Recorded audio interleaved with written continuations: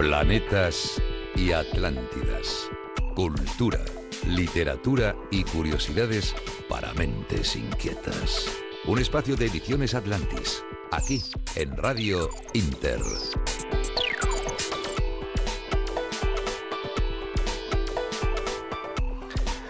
Nuevo programa de Planetas y Atlántidas, y tenemos un programa pero muy especial, ya se lo adelanto a todos nuestros oyentes.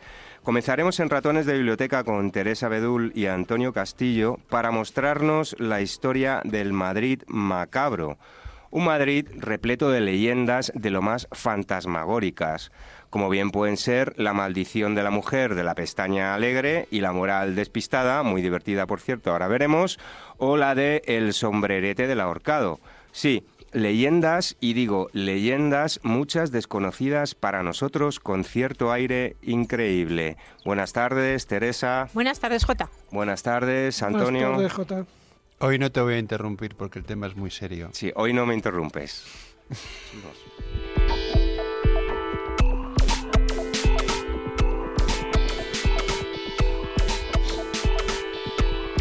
Continuaremos con Temalunáticos junto a Emilio Porta y un nuevo invitado de lo más especial, un hombre por todos conocido como es el psiquiatra y médico forense José Cabrera, o Doctor Cabrera para los amigos, que nos hablará del significado de la práctica de una autopsia como introducción a un caso muy peculiar. Esta tarde vamos a ver junto al doctor Cabrera cómo sería posible llevar a cabo una autopsia de Jesús de Nazaret. Sin duda a todos les parecerá imposible, pero vamos a demostrarles lo contrario, como ya lo hizo Cabrera en 2014 con la edición del libro CSI Jesús de Nazaret, el crimen más injusto. Sin duda el tema puede ser polémico, pero hoy lo trataremos con la mayor naturalidad y respeto. Buenas tardes, Emilio Porta. Buenas tardes. Lo serio me refería a esto. Los ratones de biblioteca no son tan serios. Tienen un poco no son más... tan serios. No, son serios en cuanto nos dan una información, un conocimiento de cosas muy interesantes, ratonides. Pero lo serio es lo del doctor Cabrera, evidentemente. Cómo se le conoce por los amigos y en televisión, en los programas que ha hecho, en fin, que es una figura absolutamente reconocida en el mundo de la comunicación. Me podéis llamar Rabí, simplemente. Bueno, muy bien. Buenas tardes, doctor Cabrera. Hola. Comenzamos con Ratones de Biblioteca. Ratones de Biblioteca. Peculiaridades literarias que te dejarán con la boca abierta. Aquí, en Planetas y Atlántidas.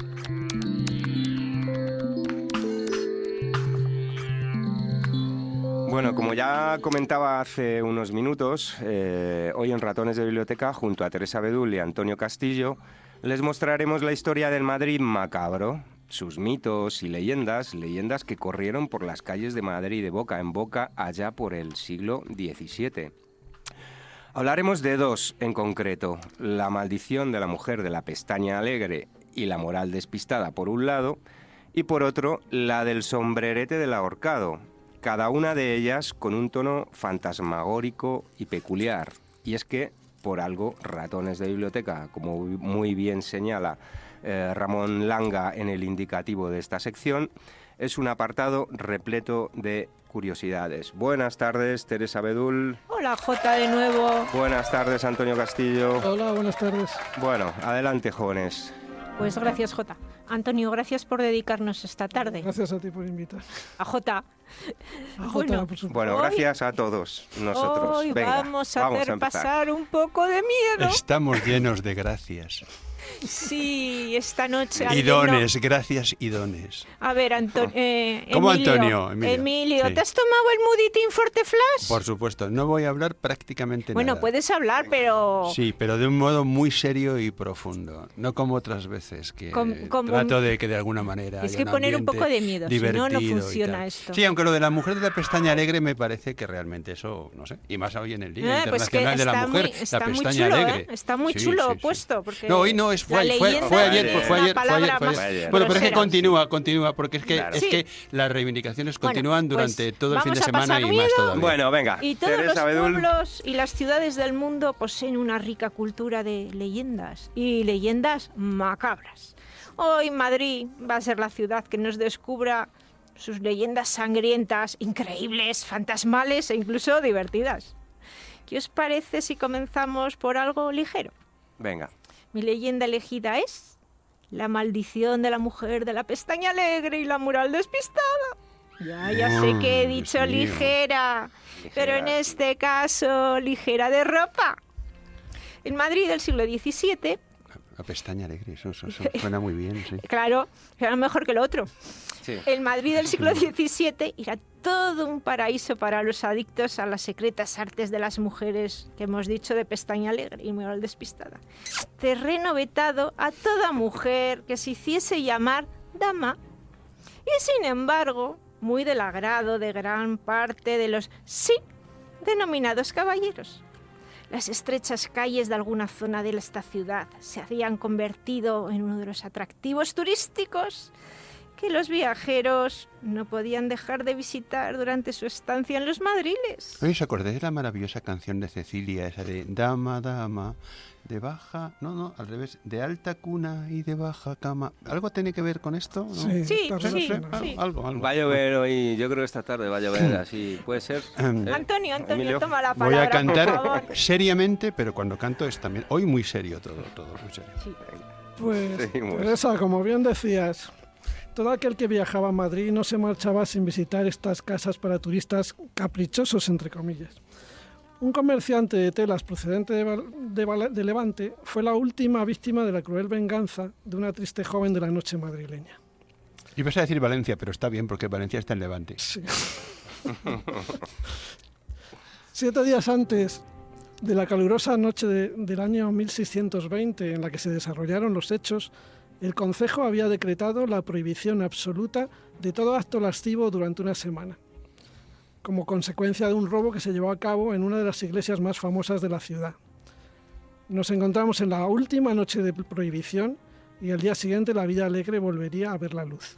Precisamente el vendedor de telas levantino iba pensando en esto cuando se dirigía a su alojamiento, poco antes de que la noche se hiciera boca de lobo. Acababa de cerrar el negocio que le había traído a Madrid y al día siguiente debía partir. Mientras caminaba, fantaseaba con las vivencias que había disfrutado en sus viajes anteriores. Conocía los durísimos castigos que sufrían aquellos que infringían la prohibición, pero a su vez el encanto de lo no permitido alentaba aún más aquel deseo. Así fue, cambió de rumbo para dirigirse a la zona de turisteo mal visto. Vagó por las calles de lavapiés y huertas durante horas sin darse por vencido, hasta que una vocecita débil lo llamó desde una esquina. El viajante se acercó despacio y no cupo en sí de gozo cuando vio a una muchachita que le invitaba a seguirla. No dudó en ir con ella a pesar del consabido castigo y de la prohibición. Entraron en un cuartucho maloliente y caluroso. El hombre encendió una vela y entonces pudo observar a la joven. Esta iba tapada hasta el cuello con un viejo vestido y una capa que ocultaba sus manos. El levantino reparó en la tristeza de los ojos de aquella mujer. Ella le pidió que se quitara la ropa y él, presuroso, no dudó en obedecer. Entonces le llegó el turno a ella y al quitarle la capa, porque fue el que la desvestía, la capa vio debajo de la capa que no tenía brazos. Este cliente no era exigente y a la falta de brazos y manos no le dio importancia y se apresuró a quitarle aquel horrible vestido. Bajo aquel vestido feo a más no poder, no había nada. Solo había vacío. Aquella muchacha no era nada. El hombre, desconcertado, no dejaba de mirar la cara de aquella joven con mirada triste. De vida alegre, sí, pero mirada triste. Preso del pánico, huyó hasta que 2 guardias lo detuvieron. Este comerciante terminó sus días en un manicomio. No, era la mujer invisible. De todas maneras, os dais cuenta cómo la lascivia lleva al vacío existencial. Espera, que esto no ha Claro, terminado. no, es un símbolo, esa leyenda es todo un símbolo. Antonio tiene todavía más información. Vamos a aclarar. Sí. Así. La leyenda continúa diciendo que años atrás, una joven licenciosa de Que no 16 licenciada. Ah, sí. Él tampoco era, en realidad, lo que habéis dicho antes de levantino, a mí me parecía más bien levantisco. años, Sí, tiene razón. Sí, ¿verdad? Sí. Sí. Bueno, esta chica de 16 años, huérfana y con hermanos pequeños a su cargo, se vio obligada a trabajar en días de prohibición. Un cliente, pienso yo que insatisfecho, No, satisfecho pero con remordimientos, ya verás. sintió remordimientos al finalizar el trabajito con la joven y mientras pedía perdón al cielo, con un cuchillo de carnicero apuñaló a la huérfana hasta la muerte. El cadáver fue encontrado a los días. Las vísceras se encontraron esparcidas por la estancia. Por el contrario, el rostro de la joven permaneció intacto, pálido y sin expresión de miedo, solo de tristeza. Desde entonces, y coincidiendo con la última noche de prohibición, la joven salía de no se sabe dónde para presentar a los buscadores del turisteo del ring ring tras tras. Rin, rin, tras, tras, sí. Es un Se llama turisteo, rin, ¿no? tras, tras. Así le hemos puesto en ratones, porque la palabra también era un poco grosera. Hoy estáis, Esto de estáis rin, menos rin. groseros que otros programas. Pero es que damos miedo. Hoy estáis comedidos porque viene Damos Pepe. miedo. si Sí, no- claro, Claro. está aquí. No, Sí. Una persona seria. Sí, sí. ¿Y No por qué era el rin, rin, no tras, como tras, vosotros. tras, Antonio? El sinónimo de ñaca ñaca. O sea. No sé. De ¿Tú verdad, sabrás algún chiste sobre el tema? de verdad que antiguos estáis. O sea, ¿No sabes ningún en chiste, fin, no, Antonio, no, al no. respecto? Bueno, tengo algún chiste de fantasmas, pero... A ver, cuenta. No, bueno, Los querías más tarde. cuidado con Antonio los chistes que cuenta que son peligrosos. No, ¿eh? ha prometido que son Son azules. inocentes, Que son azules. son inocentes. Sí. ¿Qué hace un fantasma a las 12 de la noche subido en un tractor? ¿En un tractor? En un tractor fantasma. no lo sé, no. Lo sé. Sembrando Amarillo. el pánico. ¡Ah, qué bueno! Bueno. Eso es Muy bueno. Bueno, ¿has visto cómo era azul? Es Nocturno, azul. pero Bueno, azul. aceptamos barco. Venga, seguimos, bueno, chicos. Entonces a la mujer era lo único que le quedaba, el vacío. Mm. Algunos hombres cayeron fulminados al quitarle el horrible vestido. Otros se golpearon mortalmente al salir huyendo. Y el resto, los que pudieron conservar la vida, enloquecieron. En una palabra, perdieron la cabeza. Y entonces yo me pregunto, ¿dónde se ponían el sombrero? Claro. ¿Os parece una pregunta tonta? Sí. Mm. Como el jinete ¿Dónde se sin lo cabeza, ponía? sí. No, yo me ¿Y lo si el imagino, trigo? pero no sigáis, hombre, no sigáis. o No, sea, ahora porque- verás, ahora cambiamos ya de leyenda. No, ya, y es si que os digo el sombrero, vete que tú a la saber. siguiente leyenda truculenta se titula El sombrerete del ahorcado, Chan, chan, ¿a chan, qué os da chan. miedo? Chan, chan, ¿Sabéis chan, que hay una calle en Madrid que ¿Eh? se llama Sombrerete? Sí, pero espérate que tenía ¿La vais a apellido. contar por qué? Ah, sí. No a ver, salimos a ver. de Lavapiés. Y en Sí, este es Lavapiés, castizo es barrio una zona que yo conozco muy bien. hay una calle que se llama El Sombrerete. Sí, En mira. un principio su nombre completo era Calle del Sombrerete del Ahorcado. Y el origen de tan espectacular denominación está teñido de muerte y de terror. Durante meses los transeúntes prefirieron cambiar su ruta para evitar ser acariciados por este misterioso espectro. Los personajes de esta leyenda, que yo diría que más que leyenda está basada en hechos muy reales, Ahora sí que me das miedo. son un pastelero y un fraile que deseaban recibir honores y todo lo que lograron recibir fueron mofas. El pastelero se llamaba Gabriel Espinosa, un hombre analfabeto que, alentado por Fray Miguel de los Santos, aspiró al título del rey de Portugal. No es que intentara destronar al monarca, él decía ser el rey Don Sebastián, recientemente desaparecido en la batalla de Alcázarquivir, en Marruecos. El fraile Miguel de los Santos no encontró a alguien más ingenuo. El fraile transformó al pastelero y anunció que el rey de Portugal había salido con vida de la batalla y se encontraba en Madrid. Es sabido que todo lo que salía de boca de un fraile iba a misa. Hasta que el Santo Oficio Solía ocurrir, sí. desmontó aquella trama de pacotilla. El peor parado fue el fraile, que fue obligado a recorrer el barrio de Lavapiés vestido con un ridículo atuendo. A su paso le insultaban, le tiraban objetos y se mofaban de él. Pero cómo es ridículo, ¿de qué iba vestido? ¿De chica, de burro, de vaca? Le Llevaban ponían un sayo y un sombrerete, porque lo primero que Un hacían sombrerete, claro. con orejas de burro. Sí, sí, para sí. poder ejecutar... En las Yo pinturas, decía vaca, pero en no las era burro. pinturas de Goya, las de la última etapa de pintura negra, hay bastantes Sí. dibujos en esta línea. Es que para poder ejecutar al clérigo capirotes, para poder historias. ejecutarle, que era un clérigo de rango importante, primero le tenían como que desposeer de sus hábitos. Eso sigue ocurriendo ahora, ¿eh? Sí. No le podían ejecutar si no le primero, porque hubiera sido ilegal. Bueno, Le es que ahora no se paseaban en ejecuta, borriquilla. ahora no se ejecuta a nadie, ni bueno, sabéis que no. Afortunadamente. ¿no? Pues Sí. no lo sé, depende. Yo ahí tendría mis dudas. Bueno, Pero sigue algunos Antonio, merecerían- sigue con la historieta. Vamos, Algo que más ya entramos que- en política con Bueno, Emilio, ya me lo No, conozco. no es Venga, política. Vaya, Es que se ha tomado, simplemente... se ha tomado el muditín y vamos muy bien. Simplemente Clink, clink, clink, que clink. habría que Clink, pensarse clink. muy seriamente las penas que se aplican a destino del determinadas fraile, personas. el destino del fraile era la Plaza Mayor, donde tenían todo preparado para su ejecución.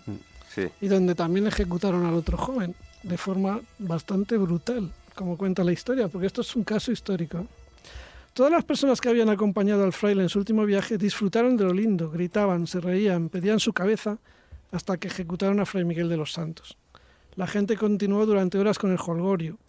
No esperaron a que el fraile ya cadáver fuera retirado del altar improvisado para quitarle el sombrerete, pisotearlo ante la terrorífica mirada del difunto bueno. De todas maneras, qué brutos eran en esas épocas la turba. Acordaros también la Revolución Francesa, todos los cómo se ponían al lado de la guillotina hasta que caían las cabezas. Es que era una cosa terrible. Bueno, ¿no? aquel inofensivo sombrero fue llevado a patadas por la prole hasta Lavapiés, donde encontraron el sitio ideal para abandonarlo, sucio y roto. El lugar elegido, un montón de estiércol. Esa misma noche, el sombrero salió volando, recorrió el barrio, llenando de estiércol a todo el que le seguía con su mirada. Este vuelo se repitió durante varias noches. Las bulliciosas calles del barrio pasaron a ser tristes y silenciosas. Las últimas noches, el sombrero fue visto con la cabeza del fraile que se reía con una larga carcajada. Al amanecer, el sombrero regresaba al estercolero. La última vez que se vio aquella horrible aparición, el sombrero y la cabeza del fraile volaron más allá del barrio hasta posarse en el tejado de la casa del inquisidor principal de Madrid. Desde aquella nefasta visita, numerosas desgracias acontecieron al lugar y a sus moradores. Podemos destacar asesinatos, incendios, enfermedades raras. Dicen que hoy en el viejo Madrid, al caer la tarde, se puede ver la sombra de un viejo sombrero que al parecer corona a una espectral cabeza. ¿A qué habéis pasado miedo? Pues yo no mucho porque... No está mal, no está mal. Pero yo Sí, no un mucho porque poquito os voy de a contar suspense, una cosa, sí, os voy a sí. contar una anécdota, es una anécdota curiosa, y es que mi abuelo vivía en la calle Miguel Servet, y la calle Miguel Servet va desde Lavapiés a Embajadores, y yo conozco, de niño, conocido todas esas calles muy bien, y por eso yo cada vez que voy por Lavapiés o que está por esa zona y tal, al revés, la encuentro muy castiza, además ahora la han arreglado mucho, es cierto que está muy, muy bonita. Pero durante un tiempo sí fue una zona de Madrid peligrosa incluso. Hombre, hemos hablado del siglo XVII, o sea que... No, pero yo digo durante un 400 tiempo reciente, años... un tiempo reciente. Perdona, Las- para ¿Algún chiste? Bueno, hay un No. chiste que no sé si me va a dejar contar. No hay tiempo, que ya me los conozco. No hay Pero tiempo. Tienes quería- 5 segundos. Quería recomendar el libro de un compañero, Andrés Vázquez Mariscal, que se llama El Rey y el Pastelero de Madrigal, Ujú. por cierto, editado por Neverland Ediciones, Por Atlantis, en definitiva, el grupo Bueno, Atlantis. sí. El grupo Atlantis, ¿eh? que es el que toca todo este tremendo drama que fue esa especie de delito, de intento de destronar a Felipe II de una manera un poco burda, pero que se intentó de varias maneras, porque Felipe II acababa de coger el trono de Portugal, ¿no? Y entonces había ahí algo turbio en todo este asunto. Bueno, gracias por tu recomendación, gracias Teresa A Bedul, vosotros. gracias Antonio Castillo. Vamos, 30 segundos, solo 30 segundos a publicidad y continuamos con Tema Lunáticos con el doctor Cabrera. Una serie de extraños sucesos aparentemente inconexos que han provocado varias muertes parecen estar relacionados con un misterioso juego online. En una convención de la ONU dedicada al cambio climático se produce un ataque invisible en el que mueren cientos de políticos.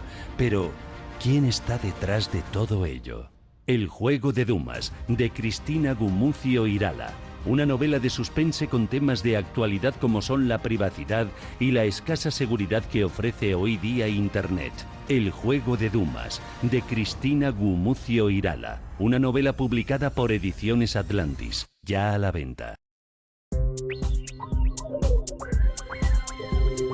Tema Lunáticos. Un lienzo repleto de actualidad e historia. Aquí, en Planetas y Atlántidas. Bueno, ya en Tema Lunáticos, junto a Emilio Porta, tenemos, como ya anunciaba, a un invitado especial. Hablamos del psiquiatra y médico forense José Cabrera, el doctor Cabrera, para explicarnos el significado etimológico de la autopsia y su práctica, y hablar de un caso de lo más peculiar. Esta tarde vamos a ver junto al doctor Cabrera cómo sería posible llevar a cabo una autopsia de Jesús de Nazaret. Como ya dije antes, todo esto queda reflejado en el libro CSI Jesús de Nazaret, el crimen más injusto.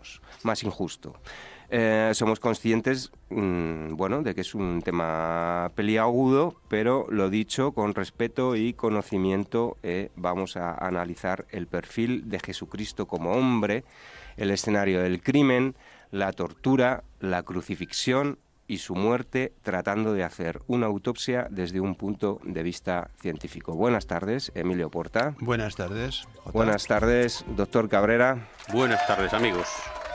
Emilio, todo tuyo. Bueno, pues muchas gracias, Jota. Voy a hacer una pequeña introducción del doctor Cabrera, que ya se ha dicho un poco quién es antes, pero yo creo que es importante saber a quién tenemos hoy, porque traer a una persona de este nivel intelectual y profesional, pues yo creo que de alguna manera honra el programa. En lo que a su principal actividad se refiere, la especialidad de psiquiatría ha sido psiquiatra militar, psiquiatra penitenciario, psiquiatra forense, psiquiatra de investigación y psiquiatra clínico. También ejerció como psiquiatra, también forense, en los juzgados centrales de Madrid y fue jefe del Servicio de Información Toxicológica del Instituto Nacional de Toxicología. Durante 20 años ha sido profesor, impartiendo su docencia en materias como bioquímica y biofísica, bioestadística, anatomía y fisiología, psicofarmacología, toxicología, psiquiatría forense, medicina en general, medicina legal en distintas universidades, y en su calidad de escritor, porque además es un extraordinario escritor y comunicador y ensayista, ha publicado como autor o coautor en algunas ocasiones más de 100 artículos científicos, 54 libros y 100 comunicaciones a distintos congresos médicos. A mí es que con un currículum así me da casi apuro hacer. Yo le conozco y somos amigos, por lo tanto no me da tanto apuro, pero que además a mí, JBJ, que me da poco apuro, casi nada. Pero en este caso sí me da un poquito de respeto. Sí, así ¿verdad? que buenas tardes, José. Gracias, Emilio. Pues nada, te voy a hacer la primera pregunta. Adelante. Antes de entrar de lleno en la imagen de Jesucristo como hombre y del escenario de lo que realmente fue un crimen, evidentemente, su tortura y crucifixión, querríamos que nos contaras un poco qué es una autopsia y qué significa etimológicamente el término autopsia, y cuéntanos un poquito. Bueno, pues mira, para los oyentes que estarán un poco espeluznados con estas historias de autopsias y tal, les diré que la autopsia es la palabra autopsia es griega, lógicamente, como casi todas las palabras que usamos, y es autoipsia. Auto es por uno mismo, ipsi es ver. Luego se trataría en el fondo de una palabra que define ver por uno mismo. ¿Y ver por uno mismo el qué? Un cuerpo. ¿Para qué? Para saber de qué ha muerto esa persona. Y esto es muy importante, saber de qué ha fallecido una persona. Es muy importante, sobre todo para los jueces, para las investigaciones posteriores. Y bueno, las autopsias no son tan antiguas como pudiera uno pensar, ¿eh? Acordaros que las religiones han prohibido durante cientos de años, miles casi diríamos, las autopsias. Las autopsias empiezan a aparecer de verdad científicamente a partir de Carlos V, casi. Vamos a continuación a desarrollar los objetivos, medios y técnicas de una autopsia. Vamos a ver, doctor Cabrera, ¿cuáles son los objetivos de una autopsia judicial? Para ello debemos determinar la causa de la muerte, determinar la etiología médico-legal, identificar el cadáver, determinar la data del fallecimiento y ver las circunstancias del caso. Háblanos de todos estos aspectos cara a llevar a cabo una autopsia. ¿Y cómo se puede conseguir esa datación tan exacta, ¿no? Ya. Para determinados delitos y estas cosas? Bueno, la gente que está acostumbrada a ver los noticiarios, los telediarios, la radio, y cada vez hay un crimen, todo el mundo, salen los forenses, sale la Guardia Civil, todo el mundo, la autopsia, la data de la muerte, la causa. La autopsia es una exigencia legal siempre y cuando no se certifica la muerte. ¿Esto qué significa? Porque si yo tengo una enfermedad grave o con un cáncer y me muero, llega el médico, firma el certificado de defunción y al cementerio. Punto final. Eso se llama una muerte natural. Si la muerte no es natural o nadie firma ese certificado de defunción, la ley española, como todas las leyes europeas, exigen una autopsia, porque el juez no puede dar la licencia de enterramiento si no se sabe de qué ha muerto esa persona. Yo, como forense de 30 y tantos años, he visto cosas importantes. Es decir, tú vas a una casa, no, que este señor se murió, vaya y tal, está ya en la caja, amortajado y todo el mundo rezando el rosario. Llego yo como forense, quito la amortaja y resulta que tiene una herida en el pecho. Por lo tanto, ojo con esto, porque claro, y ese es el origen de la necesidad de hacer una autopsia, que se trata de estudiar un cuerpo para ver cuál es la causa de la muerte. Porque a veces una persona se cae al agua y parece que se ha ahogado, y resulta que no, tuvo un infarto y se cayó al agua. Luego no se ahogó, murió por el infarto. Y así muchísimas otras cosas os podía explicar, pero para ser breves y que la gente entienda con facilidad lo que es esto, ahora vendría el tema de la data. ¿Cuándo muere una persona? Importante saber cuándo muere. Porque claro, desde el instante mismo en que sabemos cuándo ha muerto, antes estaba viva y podía tener acciones o delitos o cosas, o podía haber firmado documentos. A partir de que se constata su muerte, hace poco ha habido un asunto con el niño Sí. este que cayó al pozo, ¿verdad? Claro, claro. Lo importante Y de la algunos data, dicen que claro, el niño murió por la piqueta. Claro, y eso es terrible. Las acciones de intentar de salvarlo, y otro que había estado muerto. Y eso es muy importante cara a la responsabilidad penal, claro. Correcto, por eso es tan importante lo de la data. Luego, por lo tanto, la autopsia es la causa de la muerte y la data de la muerte. Eso es fundamental. ¿Y cómo se consigue la datación de la muerte? Bueno, pues la datación de la muerte, en principio, el método más simple es el siguiente. Hay 3 testigos que ven a alguien vivo a las 3 de la madrugada y el cadáver aparece a las 7 de la mañana. Luego, entre las 3 y las 7 ha muerto. Evidentemente, si hay testigos o una cámara de televisión que graba a Pepe vivo, significa que estaba vivo en ese momento de la grabación. Ese es el método más simple. Sí. Cuando no tenemos ese método, una persona desaparece y aparece a los 4 días o a los 2 meses, las cosas se complican. Si son los primeros días de la muerte, eso es relativamente fácil porque tenemos técnicas. Esas técnicas son primero ver las manchas del cuerpo, el estado de putrefacción, la fauna cadavérica, el estado de frío, porque el cuerpo todo el mundo sabe, y si no lo sabe, lo digo yo ahora, que el cuerpo, en cuanto un cuerpo pierde la vida, pierde 1 grado cada hora. ¿Hasta qué punto? Hasta el punto en que llegas a la temperatura de donde está el cuerpo. Si el cuerpo está a 20 grados, pues a 20 grados queda el cuerpo. O sea, tenemos 36 grados y medio. Si pierdes un grado cada hora, ya sabemos que ha habido 14 horas que ese cuerpo lleva muerto. A este respecto ha habido casos interesantes. Yo en mi vida vi una vez un caso de un señor que vamos a hacer la autopsia y el cuerpo tiene 23 grados y en la habitación hacía 32. Y el juez, pero doctor, ¿qué ha pasado? Digo, pues este hombre le han metido en una nevera hasta que llegáramos nosotros. Claro, entonces, claro, esas historias son importantes saberlas, porque si no, pues hay muchas películas. Sí, en el caso del niño, ahora que está muy de actualidad, es muy complicado, ¿no? Muy difícil, ¿no? Determinar la muerte y el momento de la muerte. Pero claro, fíjate tú lo que depende al nivel de que hemos hablado de la responsabilidad penal, ¿no? Claro, y sobre todo lo más dramático de todo esto es saber si ese niño muere en el acto o no.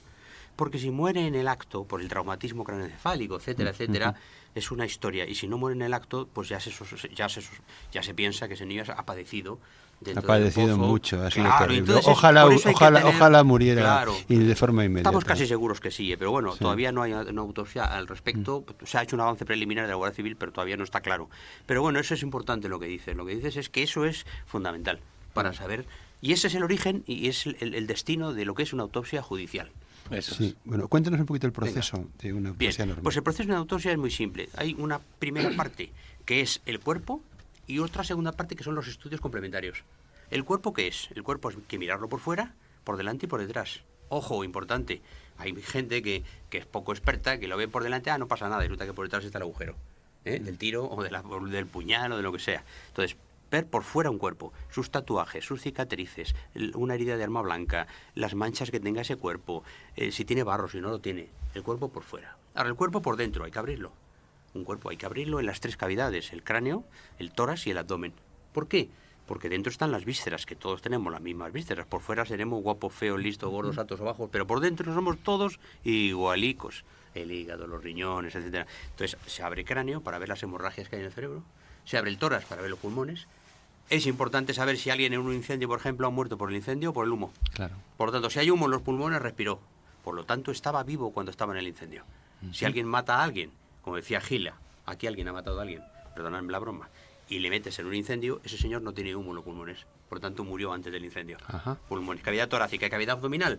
Tenemos los riñones, tenemos el intestino, el estómago. En el estómago vemos la comida, esa comida que ha tomado esa persona, y sabemos por la digestión el tiempo que esa persona ha estado haciendo la digestión. Correcto, lógicamente. correcto. Claro. Y esa es la parte gorda de la autopsia, la que todo el mundo conoce por las películas. Y luego llega la parte de laboratorio. Análisis toxicológicos, análisis químicos, si tenía algún tóxico, es decir, todo el análisis microscópico de los pelos, la anatomía patológica. Eso es lo que se llama la segunda parte, que es de laboratorio.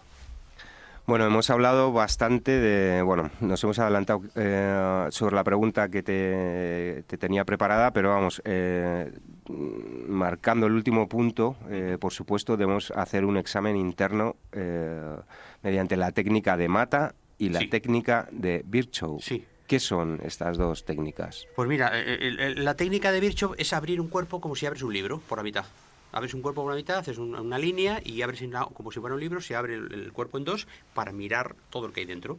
Las vísceras, lo que hemos hablado antes. Es la técnica de Virchow, que es un alemán que aparte de eso hizo otras muchísimas cosas. Fue un hombre muy famoso, el padre de la teoría celular, etcétera, y es una técnica que siempre se usó. Pero en España, que ha habido mucha tradición de médicos forenses, hubo un médico, Pedro Mata, famoso médico legista, médico legal, etcétera, que inventó otra técnica, que es la apertura de Mata, la técnica de Mata, que es abrir el libro pero como si fuera una hoja. Eso no es un libro que se abre en dos, abrir el cuerpo en dos, sino que se hace un corte por el tórax arriba y el peto external se baja hacia abajo, con lo cual el cuerpo queda más abierto y mejor para la exploración. Por eso tenemos la técnica de Virchow y la técnica de Mata. En España siempre usamos la técnica de Mata. Es muy útil, es muy exacta, más que la de Virchow.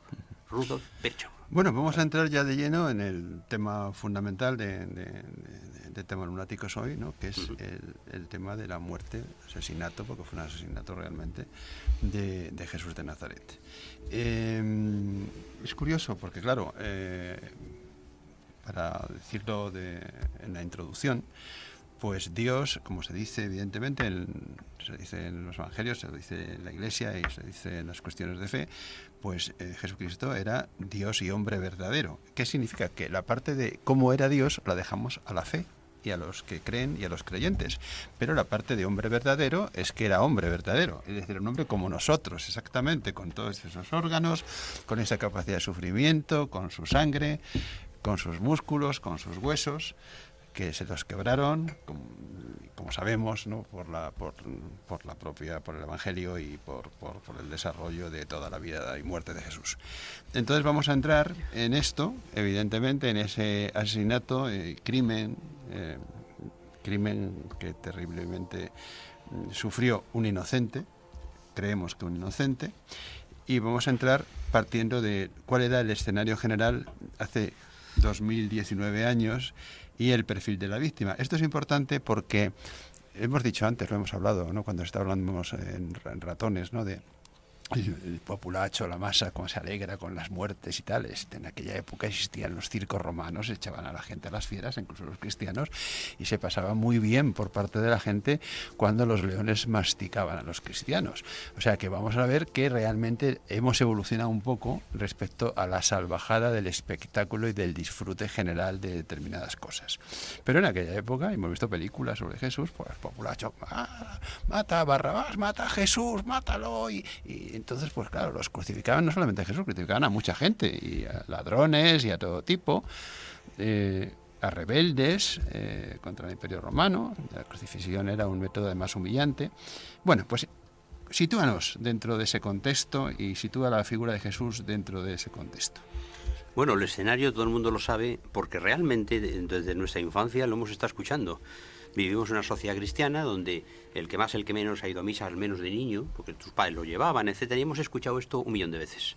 Pero el escenario es muy simple. El pueblo judío vive en una zona absolutamente que nadie quiere. Es una zona desértica, una zona con 4 olivos, 3 cabras y poco más. Entonces los romanos entran allí a capa y espada, porque los romanos hacían eso con todas las partes del mundo. Capa, escudo y espada. Exactamente. Entran allí, arrasan todo lo que pueden, pero claro, el escenario es un pueblo judío con una tradición milenaria, porque los romanos eran unos aficionados en cuanto a historia, y ese era el escenario, digamos, del pueblo judío viviendo en Palestina.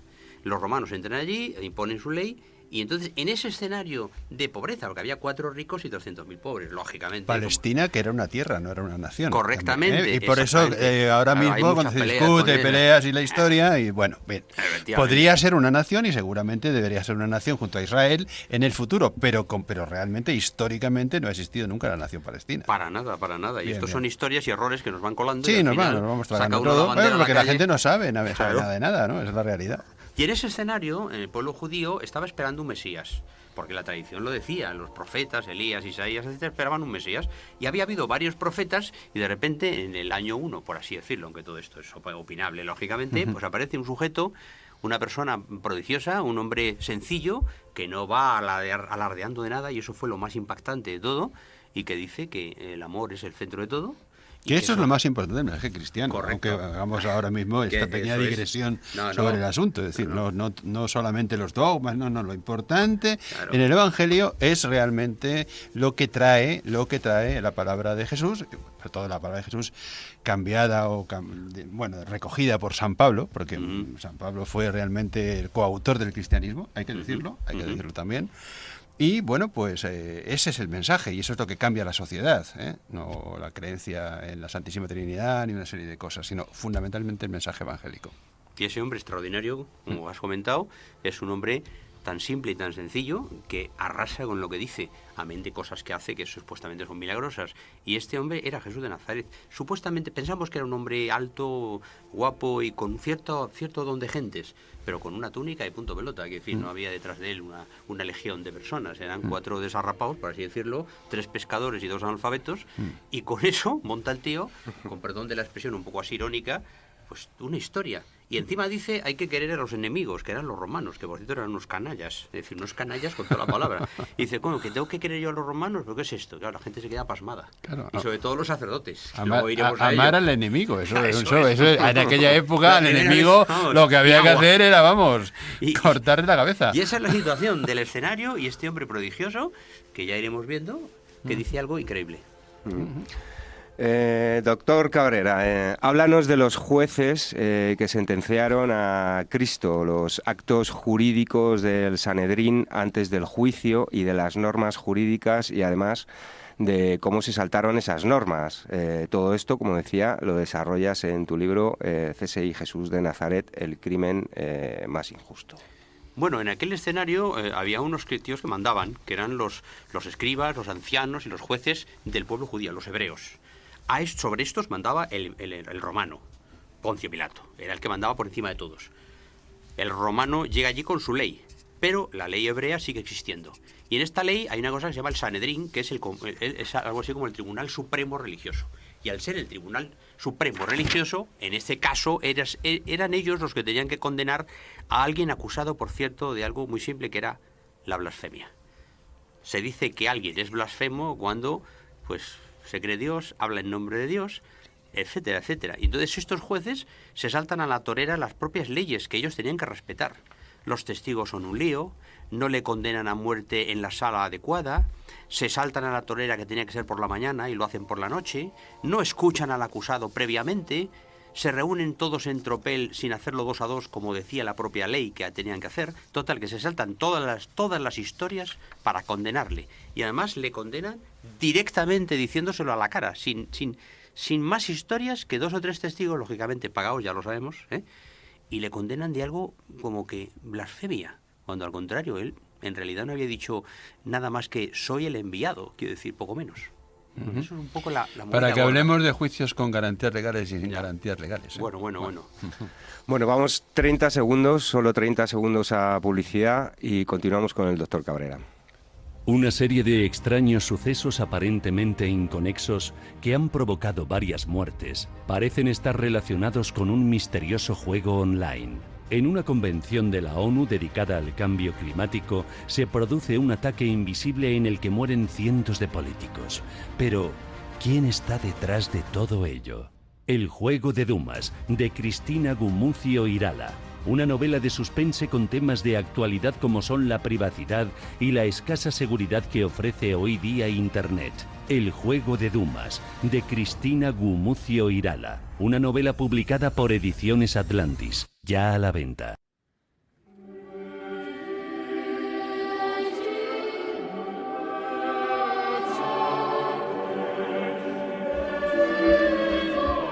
Bueno, curiosamente y de forma casual, este programa se está haciendo cuando ya estamos empezando a estar más cerca de la Semana Santa, ¿no? Hay que ver lo que ha supuesto socialmente también en el mundo, ¿no?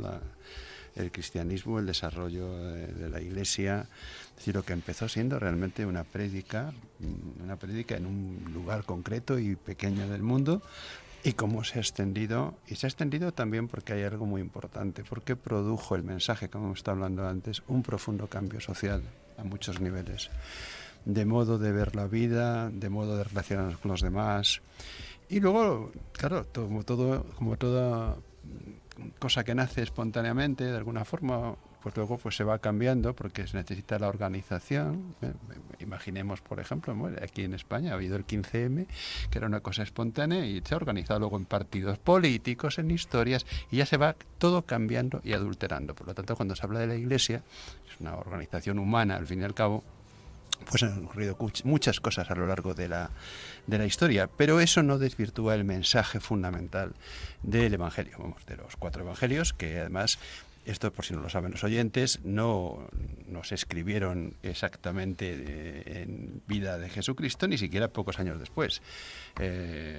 Fueron las iglesias que se fueron creando, que eran comunidades cristianas, la de San Marcos, la de San Lucas y San Juan, fundamentalmente al principio, las que fueron la tradición oral, lo que se iba contando, lo iban recopilando, lo iban guardando, y los evangelistas, pues había otros evangelios, que eran los evangelios apócrifos, que esos nos han autorizado como verdaderos, y los 4 evangelios que tenemos son diferentes entre sí en algunas pequeñas cosas, pero guardan en lo esencial una unidad, ¿no? Y luego está, evidentemente, el mensaje, como hemos dicho antes, de San Pablo, que es fundamental, porque San Pablo, las epístolas de San Pablo fue el gran artífice del cristianismo, eso hay que reconocerlo y saberlo. Pero que sepamos que es en los 100 años siguientes a la muerte de Jesús cuando realmente el mensaje evangélico se conforma y realmente toman cuerpo los verdaderos evangelios y los documentos que nos traen el mensaje de Jesús. Fijaros y fíjense ustedes lo fuerte que debía ser este mensaje para que haya llegado hasta nuestros días y haya llegado como ha llegado, ¿no? Pero eso era una parte. Ahora vamos a seguir con lo que estábamos hablando, que yo creo que es de gran interés. Bien, hemos hablado un poco de, pues somos sacerdotes, el Sanedrín, pero aquello fue un juicio que también fue un juicio en cierto sentido popular, claro, estaba manipulado, y luego otro juicio paralelo por parte de las autoridades romanas. Todos sabemos la famosa historia de llevarlo a Pilatos, que era el gobernador, y que dice, bueno, si ya te han condenado estos, que son los tuyos, pues ahora yo aquí me lavo las manos, ¿no? ¿Quieres puntualizar un poco algo? No, lo único interesante sería decir, que ya los oyentes lo deben saber, que el pretor, digamos, el representante del César en Palestina, que era Poncio Pilatos, que nunca imaginó en su vida que iba a ser tan famoso, porque llevamos 2000 años hablando de él, y no era nadie, era un soplagaitas, que le habían puesto allí, que era el culo del mundo del Imperio Romano. Pues este hombre era el que tenía el derecho a decidir matar a alguien. Es decir, los sumos sacerdotes llevan a alguien condenado a muerte, pero no pueden matarle. Y es él el que tiene el ius gladi, el derecho a matar, el derecho a la espada. Y entonces eso es muy humillante para los judíos. O sea, tienen que ir a él para que él sea el que diga que se le mate. Sin embargo, él no dice que se le mate. No. Dice, ahí os lo entrego. Ahí os lo entrego. Sí, pero autoriza la muerte. Con lo cual, claro, ya encarga a los ejecutores, porque el que tenía que matar ya no eran ellos apedreando, tenía que ser el romano. Es decir, la pena de muerte la imponía el romano. Bien, entremos entonces ahora ya en el proceso, ¿no? El proceso, esto sí que es un proceso, no estas bromas que tenemos hoy día. Perdón por haber hecho este comentario, pero ya saben ustedes lo que pienso del proceso. Y ahora nos queda hablar entonces de la tortura y crucifixión de Jesús de Nazaret, la parte más terrible de todo lo que ocurrió. Y tendremos que ver primero si se sabe algo, ¿no? Que fue la salud de Jesús, todo el tema de cómo afrontó, ¿no? Porque claro, se debe imaginar uno como un cuerpo y un alma, ¿no? Sufre esta historia. La flagelación, la corona de espinas, las lesiones que ha provocado la corona, todo esto estamos entrando ya de lleno en lo que podría realmente ver una autopsia de Jesús. Eso es. Cuéntanos. Bueno, en lo que reflejo en el libro es un poco un estudio retrospectivo de lo que sería la autopsia de un hombre que ha sufrido esos daños. Era excepcional que a un hombre se le sometiera a tantos daños. Los romanos eran muy prácticos. O sea, los romanos no estaban dándole latigazo a un señor 3 días. Se lo mataban y punto pelota. Y si había que matar a alguien poco a poco era por diversión pura y dura, como los leones en el circo, etcétera. Por lo tanto, a Jesús extraordinariamente le someten a determinados tormentos que no tenían por qué haber sido. Pero es que Pilatos, yo creo que hasta el último instante creyó que iba a salvarle la vida, porque por alguna razón que no sabemos cuál es, Pilatos no quería matar a Cristo, no lo quería matar. ¿Por qué entrar en esta historia? Además, Cristo era un hombre impresionante y delante de Pilatos debió ser un hombre más impresionante aún. Total, que al final le fustigan con el flagelo, un famoso romano, que ya sabe todo el mundo que son unas correas con unos plomos en el extremo, pero le dan latigazos siempre y cuando no se le matara con los látigos, al loro. La ley exigía que no fueran los látigos quienes mataran al sujeto. Después se le pone la famosa corona de espinas, que eso lo hacen los romanos, la guardia romana, que por supuesto no era romano ninguno, eran todos mercenarios libios, sirios, que eran las tropas incluso había hispanos, que había gente de las huestes de todas las partes del mundo, del mundo conocido. Como en los campos de concentración nazis había ucranianos que eran los guardas de seguridad, claro, y los más crueles, no eran los alemanes. Aquí romanos había 4, que era el pretor y 4 amigos, los demás eran todos de otro lugar. Y entonces esas lesiones tan terribles, pues que todo el mundo ya conoce, quedan impregnadas, según la tradición cristiana, en la sábana santa. Quedan ahí impregnadas, porque todavía no se ha demostrado que eso fuera una falsedad o que sea alguien se lo haya inventado. Y ahí es donde tenemos las lesiones del flagellum, las heridas en las rodillas, las heridas en la cabeza, y luego ya viene, lógicamente, la subida al Calvario con la crucifixión, los famosos clavos que atraviesan las muñecas y los pies. Claro, porque hemos visto tantas películas que están, algunas muy fundamentadas, de verdad, algunas son más espectaculares, más de Hollywood, pero otras no, y realmente yo de pequeño decía, pero ¿cómo aguantaba este hombre esto? ¿Cómo pudo aguantarlo? ¿Cómo no murió antes? ¿No? Porque debía ser un hombre fuerte, resistente para la época, un hombre potente, digamos, físicamente muy sano.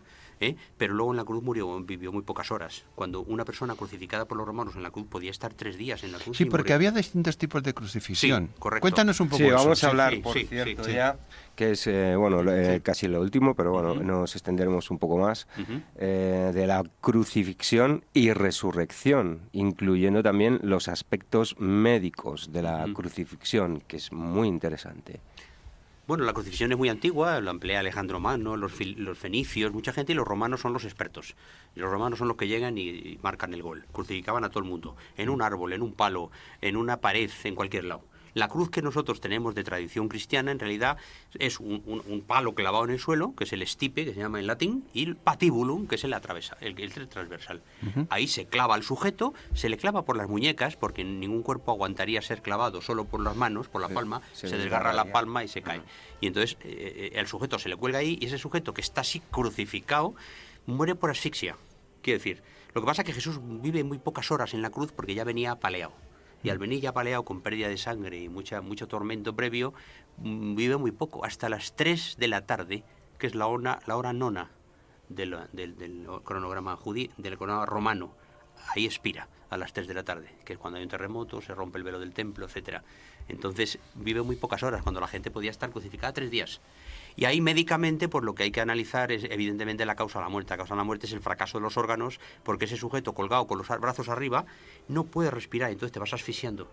Amén de la pérdida de sangre, etcétera. Y esa asfixia es lenta. Había crucifixión con clavos, pero también había con ataduras. Sí. Que era más lento. Era más lento porque te ataban las muñecas, te ataban los pies, te dejaban los brazos arriba, y si alguien quiere hacer la prueba no tiene más que colgarse en una barra, en un gimnasio, e intentar respirar.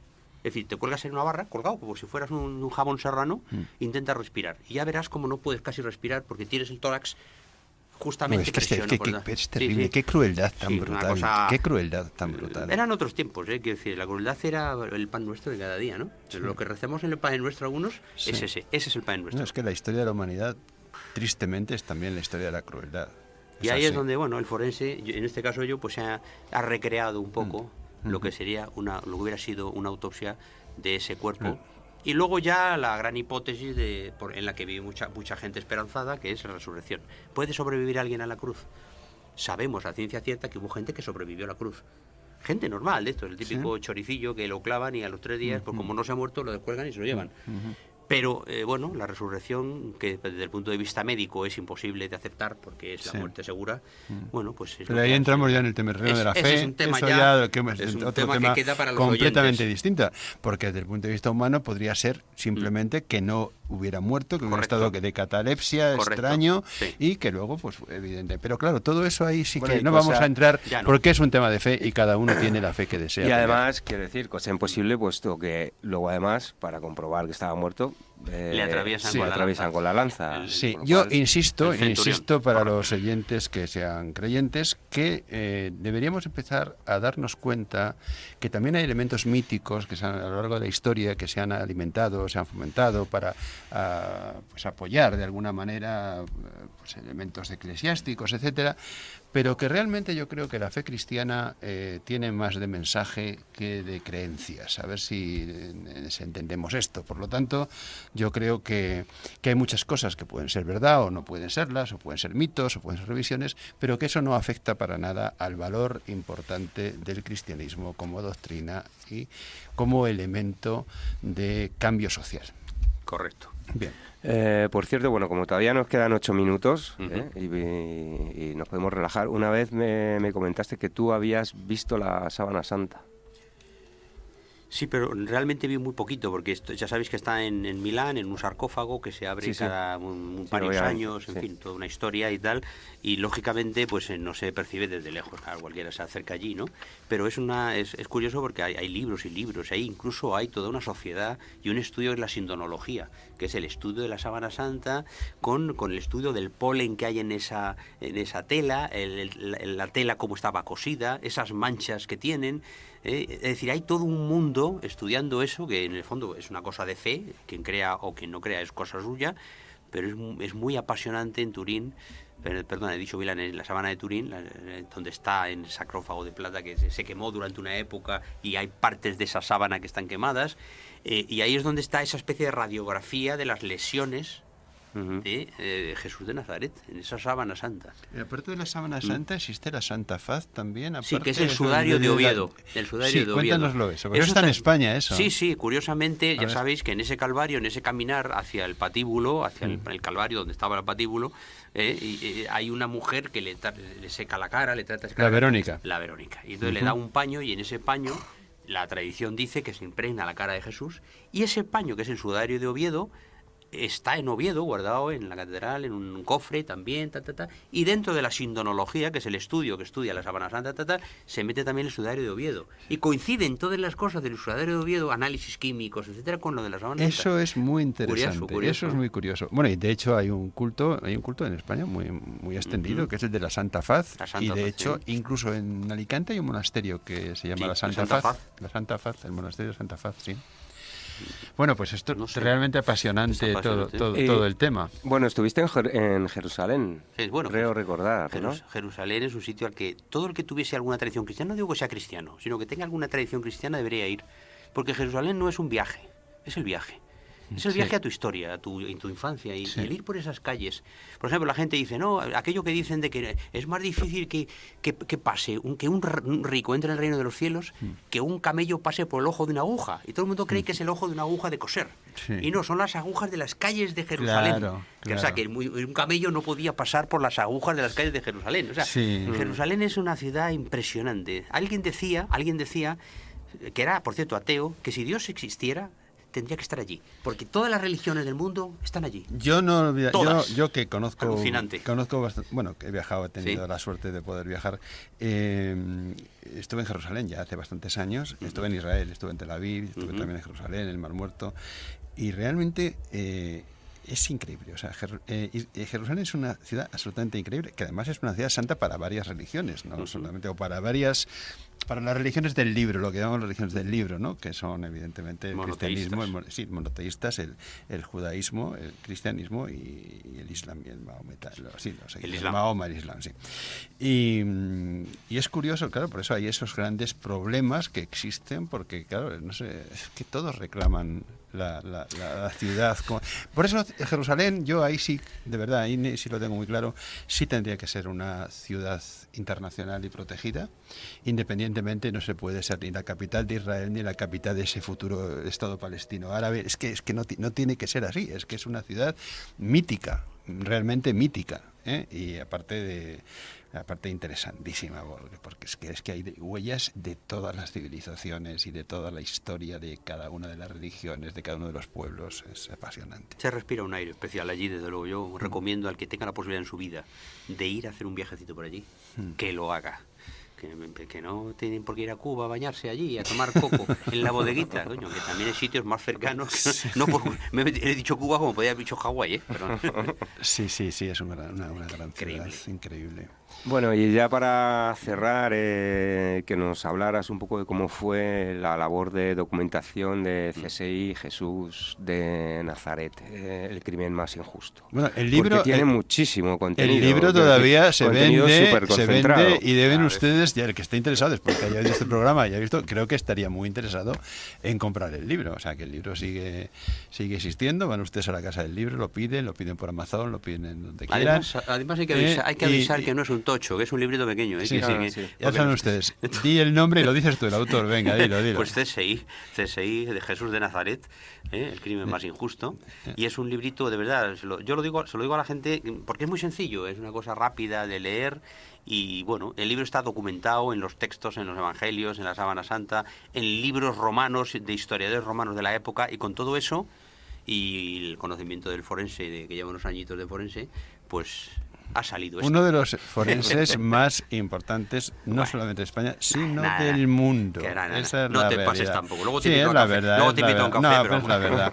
Bueno, pues nada, el libro está a disposición de que lo quiera comprar, evidentemente, y ya saben, el autor es José Cabrera, el doctor Cabrera.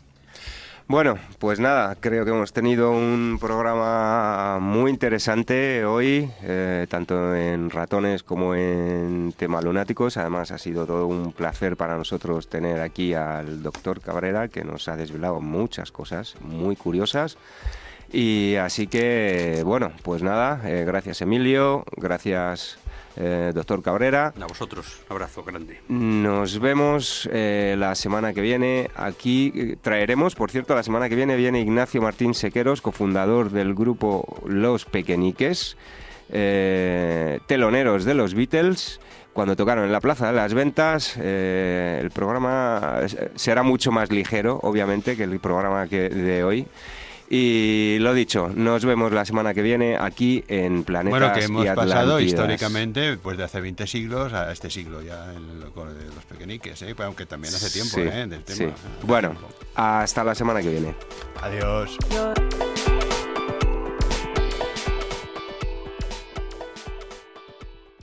Una serie de extraños sucesos aparentemente inconexos que han provocado varias muertes parecen estar relacionados con un misterioso juego online. En una convención de la ONU dedicada al cambio climático se produce un ataque invisible en el que mueren cientos de políticos. Pero, ¿quién está detrás de todo ello? El juego de Dumas, de Cristina Gumucio Irala. Una novela de suspense con temas de actualidad como son la privacidad y la escasa seguridad que ofrece hoy día Internet. El juego de Dumas, de Cristina Gumucio Irala. Una novela publicada por Ediciones Atlantis, ya a la venta. Hay libros que cambian una vida y se conservan para siempre. Contrapensamientos, de Emilio Porta. Un pequeño gran libro editado por Ediciones Atlantis que te ayudará a ver un poco más allá y mejor las cosas que te rodean. Contrapensamientos, un pequeño gran libro que te hará ver todo con otra perspectiva. Pídelo en las mejores librerías. Cada página te abrirá nuevos horizontes. Contrapensamientos. Hola, me llamo Raúl Álvarez Resta y escribí mi primer libro con 5 años, pero ya he cumplido los 6. Y se titula Dragones en la selva. Y ya a la venta en las mejores librerías. Es un libro de fantasía para niños de 5 a 9. Y recuerden, dragones en la selva.